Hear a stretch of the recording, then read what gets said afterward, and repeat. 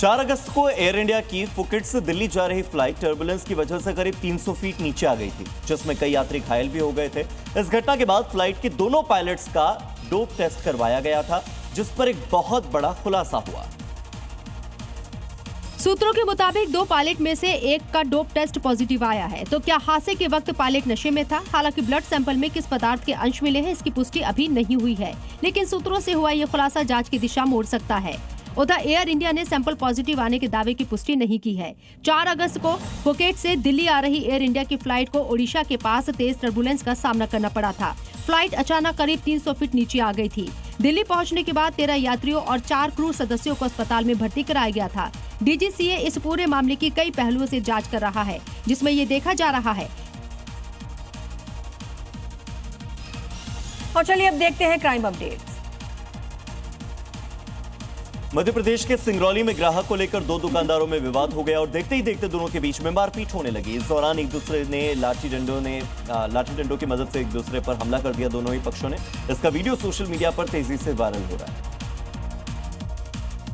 जयपुर में उधार का कपड़ा न देने से नाराज एक शख्स ने दुकान में तोड़फोड़ की। विरोध करने पर दुकानदार के साथ मौके पर मौजूद ग्राहकों के साथ मारपीट हुई। तोड़फोड़ और मारपीट की पूरी वारदात सीसीटीवी में रिकॉर्ड हुई। उत्तर प्रदेश के सीतापुर में दबंगों की दबंगी देखने को मिली। दबंगों ने जमीन पर कब्जा करने के लिए हमला कर दिया और महिला के घर में तोड़फोड़ की। इस दौरान कई राउंड फायरिंग भी की गई। मौके पर पहुंची पुलिस ने 9 दबंगों को हिरासत में ले लिया है। बिहार के बेगूसराय में चोरों ने काली मंदिर में चोरी की वारदात को अंजाम दिया। रात के अंधेरे में घुसकर लाखों रुपए के सोने के जेवर चोरी किए, मौके से फरार हो गए। चोरी की पूरी घटना मंदिर में लगे सीसीटीवी में रिकॉर्ड हुई। राजस्थान के चूरू में अवैध शराब के खिलाफ पुलिस ने बड़ी कार्रवाई की है और एक कंटेनर ट्रक से भारी मात्रा में अवैध शराब बरामद की गई।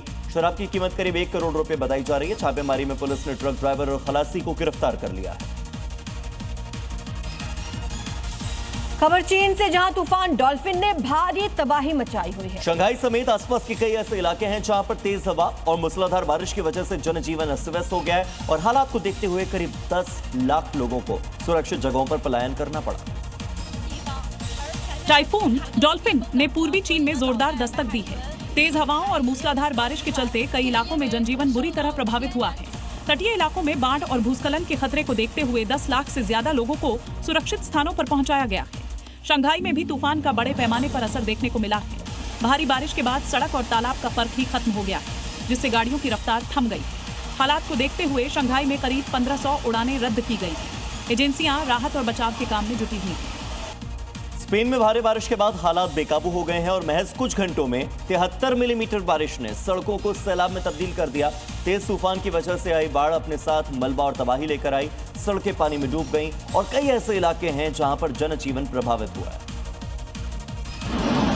स्पेन के ग्रेनाडा इलाके में भारी बारिश के बाद अचानक आई बाढ़ से हालात बिगड़ गए हैं। ला पुएब्ला द डॉन फाद्रिक के कई इलाकों में सड़कों पर तेज बहाव के साथ पानी, कीचड़ और पत्थर बहते नजर आए। शक्तिशाली तूफान के चलते इलाके में करीब 73 मिलीमीटर बारिश दर्ज की गई। बाढ़ के पानी ने कई घरों और गाड़ियों को नुकसान पहुंचाया है।